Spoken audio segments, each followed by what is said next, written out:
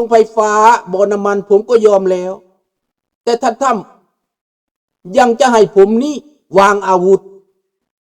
ยังจะให้ผมนี่ถอยออกจากทั้งหมดแล้วไอ้คนใหม่มาอยู่เอาคนของปูตินมานั่งมาเป็นประธานาธิบดีท่านก็มองเห็นโอ้บ่เป็นธรรมได้นี่นะถึงจะอยากได้ปันใดก็ยังมีใจเป็นธรรมอยู่พอตู้ถ้ำก็ได้เนาะก็พอตู้ถ้ำก็เห็นว่าโอ้ในอเมริกานี่ลินแบบนี้บ่ได้เด้ต้องเบิ่งได้นี่คะแนนตกนี่น่ะเศรษฐกิจก็ตกได้หุ้นก็ตกแวบลงดาวโจนส์ก็ลงแวบลงดิ่งลงไปเลยนัสแดกก็ดิ่งลงไปเลยประธานาธิบดีทำก็หายใจใหม่เหตุจังใดเนาะสบายดีท่านเดือนอันนี้ความจริงได้นี่นะ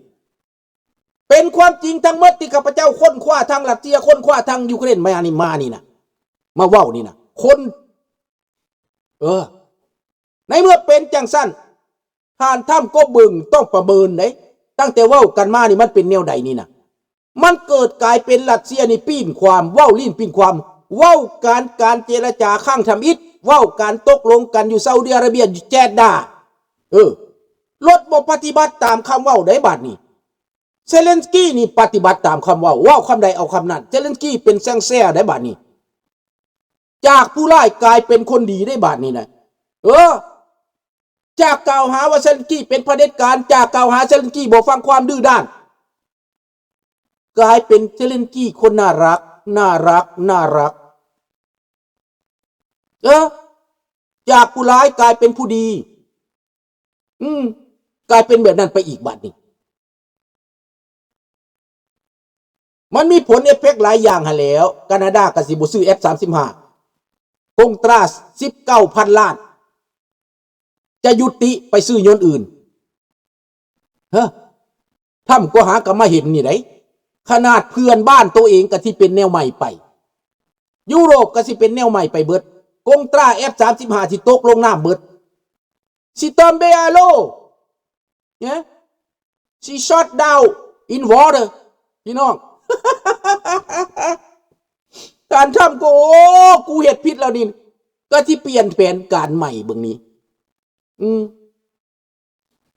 ต้องสวยน้องจี้ให้ได้บาทนี้ในเมื่อเป็นเส้นนี้แล้วธาตุแท้ของโปรตีนผู้ใดก็เห็นเบิดในโลกได้บาทนี้ความสั่วของโปรตีนขึ้นมาแบบพุทโพงได้บาทนี้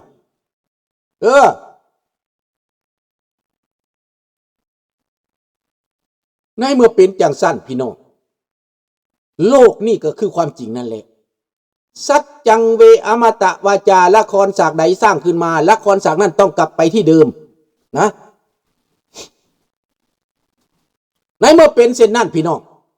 นายโปรตีนกลายเป็นคนแข็งก้าวกระด้างกระเดื่องสงครามกบยุทธถ้าเจ้าตั้งแต่กี้ซี่ไปใส่เซเลนสกี้นี่แหละมันอยากเห็นสงครามมันนี่แหละ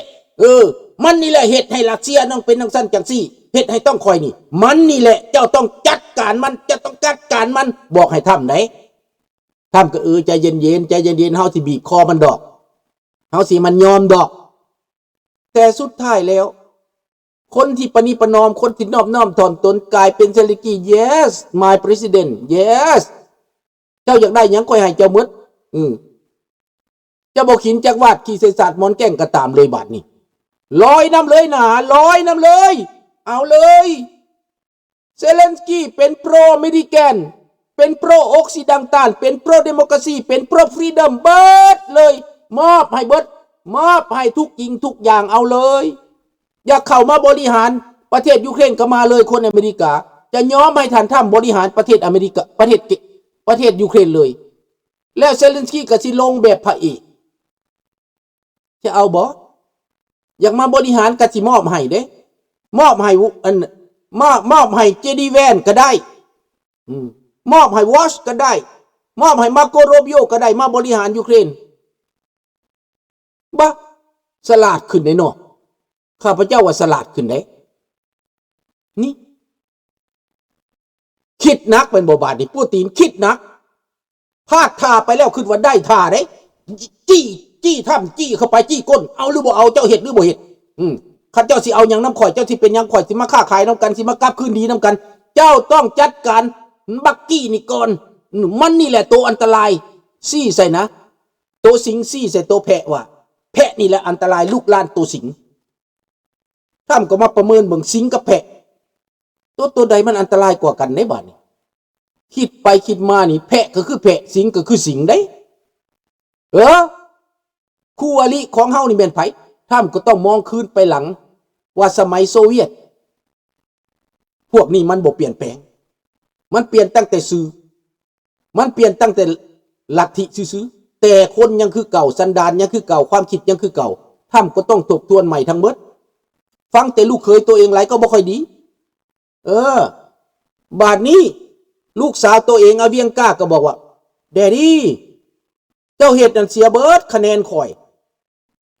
ชื่อเสียงของข่อยเสียเบิดเจ้าเฮ็ดน่ะแดดี้การกระทำของเจ้าน่ะข่อยสิขึ้นมาเป็นประธานาธิบดีหญิงต่อไปสิได้บ่ลูกสาวเว้าได้บัดคนทั้งบ้านทั้งเมืองเกลียดสร้างข่อยแหละเด้นี่น่ะเมียคือกันเมียของท่านก็บอกว่าเจ้าเฮ็ดน่ะนะเจ้าบ่ประเมินเบิ่งคะแนนเจ้าบ่พอตู้เจ้าไปน่ะนะมันบ่ถูกอย่างบ่งามละได้นี่น่ะเมียก็เว้าลูกก็เว้าลูกสาวก็เว้าได้บาดนี้น่ะ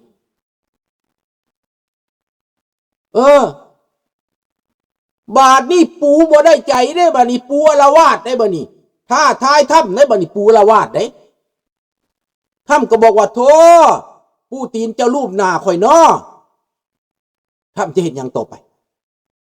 ถ้ำก็จะกลับขึ้นไปหนุนยุโรปได้บาดนี้เข้าแผนถ้ำว่าต้องขึ้นงบประมาณ 2% 3% 5% ยุโรปขึ้นแล้วเดี๋ยวนี้นะฝรั่งเศสก็เอานิวเคลียร์ออกมาอ้างแล้วนี่นะเอาเหือออกมาโชว์แล้วจะติดนิวเคลียร์แล้วบาดนี้นะแปลว่าท่านต้องการให้ยุโรปเป็นแบบนั้นจริงแต่ต้นท่านต้องการให้เป็นแบบนั้นแล้วตอนนี้เข้าใส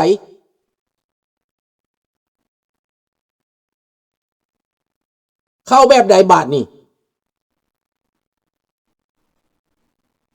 ในตอนนี้เข้าตามท่านต้องการท่านต้องการให้ยุโรปเข้มแข็งท่านต้องการให้ขึ้นงบประมาณท่านต้องการให้ยุโรปติดนิวเคลียร์ท่านต้องการให้ยุโรปร่วมสามัคคีกันได้เบิดเข้าแผนของท่านเบิดนี่แล้วใครได้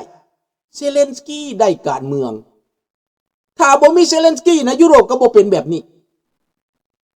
ถ้าเขาบ่ตบหัวเซเลนสกี้หรือบีบเซเลนสกี้ยุโรปก็สิบ่ตื่นยังนอนบ่ตื่นคนยุโรปยังนอนฝรั่งติดนิวเคลียร์เบิดแล้วบาดนี้คลิดยนต์เพิ่มขึ้นสั่งราฟานขึ้นอีกมักลงสั่งราฟานเป็นผูติดนิวเคลียร์สั่งเรือรบติดนิวเคลียร์เพิ่มขึ้นอีกเรือดำน้ำติดนิวเคลียร์เอาใหญ่แล้วได้มากรุงกับอันนั้นสตาร์เมอร์บาดนี้พร้อมด้วยกับแมทเยอรมันได้บาดนี้นะเอาละได้บาดนี้ยุโรปติดปีกละได้บาดนี้โครงการ10 ปีข้างหน้าต้องยืนยัดต่อต้านรัสเซียอย่างเต็มที่ว้าว my god มงยือพระเจ้ายุโรปมาจากกันแองรีไวบริตันตื่นขึ้นมาตื่นขึ้นมาเวกอัพแบบบริตันบริโตเวกอัพติดอาวุธอย่างทองแท้เพิ่มทหารอย่างทองแท้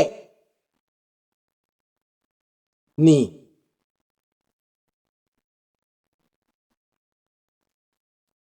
นั่นเป็นจังสั้นเบนเนาะพี่น้อง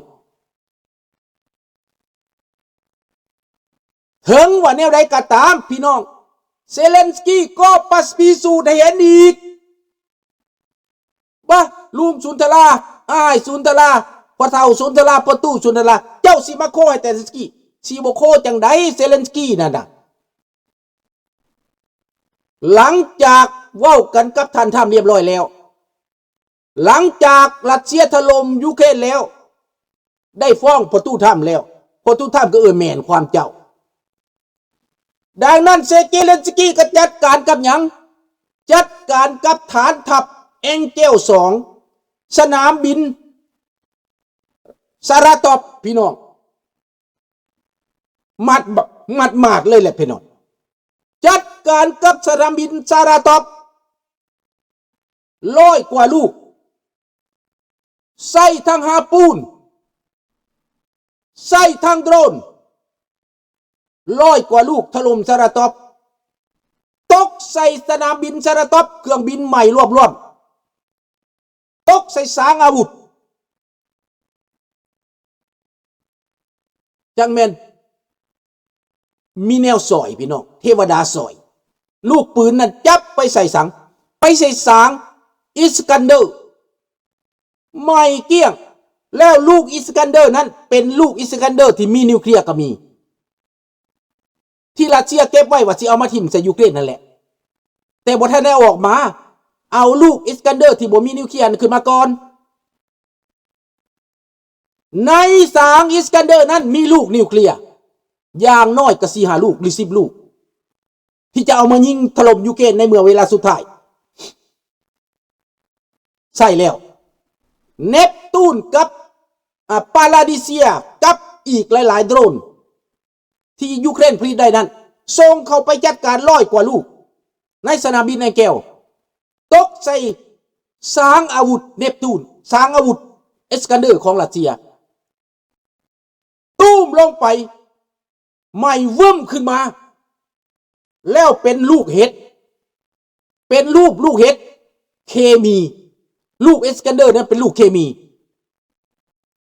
ประมาณ10 กว่าลูกพี่น้องอาจจะเป็นนิวเคลียร์ก็ได้อาจจะเป็นเคมีแบบอื่นก็ได้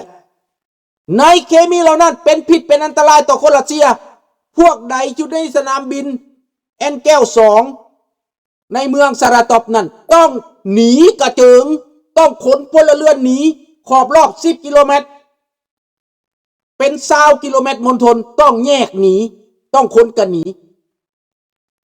ลูกอิสกันเดอร์ลูกระเบิดใหญ่เด้ลูกระเบิดทันสมัยของรัสเซียนั่นแหละระเบิดขึ้นตุ้มตามอย่างบ่หยุดพี่น้องต้องแตกกระเจิงประชาชนรัสเซียถือเคมีต้องย้ายออกไปอย่างสารวนเขาห้องว่าเป็นได้ก็พี่น้องอยากฆ่าเพิ่นตัวตายแม่นบ่เลย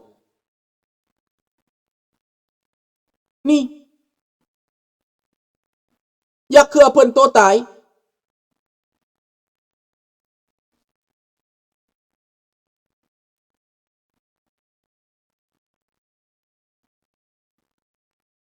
ดังนั้นเป็นแบบนั้นแหละในที่สุดพี่น้องนายโปตินทำลายตัวเองเด้ทำลายความน่าเชื่อถือเฮ็ดให้อเมริการะแวงอาจจะถอนความที่ตกลงกันไว้ก็ได้ถ้าบ่ยอมถ้าบ่กลับลำถามว่าไผสิกลับลำถ้าบ่ได้กลับลำถ้าบ่ทันยุติการช่วยเหลือยูเครนได้กลับลำแต่ว่ายุติสั่วข่าวในการช่วยเหลือยุติตัวเราในการข่าวสารแต่กลับขึ้นมาให้การข่าวสารและการสนับสนุนทางด้านอาวุธต่อไปแต่กับรัสเซียที่ล้มกันมานั้นกลายเป็นปูตินกับลำแบบใดมี2แบบกับลำแบบปฏิเสธบ่เอาข้อเสนอของทรัมป์กับลำแบบรับทั้งหมดที่ทรัมป์เสนอมามี2อย่างที่จะกับลำตกเป็นโปตินอยู่ในท่าที่ลำบากนอกจากตัวที่1แล้วสนามบินแอนเกล2เมืองซาราตอบยังคลังน้ำมันซาราตอบอีกคลังน้ำมันที่ใหญ่ที่สุดที่ส่งออกยูเครนก็ถล่มคลังน้ำมันอีกใหม่ทั้งเว้นทั้งคืนป่านนี้ยังบ่หมดใหม่ซ้ำ2อีกหลายครั้งที่ถล่มเมืองนั้นหลายครั้งที่ถล่มด้านน้ำมันนั้นใหม่เป็นวงเป็นฝ่ายแล้วพวกที่อยู่ในเขาห้องว่าพวกที่นิยมยูเครนนะในเขตไครเมียเคลื่อนไหวระหว่างขัวเคลื่อนไหวระหว่างรัสเซียแผ่นดินใหญ่กับเคลื่อนไหวระหว่างไครเมียวางกองโจรเจรกรรมช่วยกันกับยูเครนพวกนั้นเคลื่อนไหวพวกนั้นเป็นไผพวกนั้นเป็นรัสเซียเสรีที่บ่มีตนมีโตที่เขา รวบรวมกันได้ทั้งประเทศ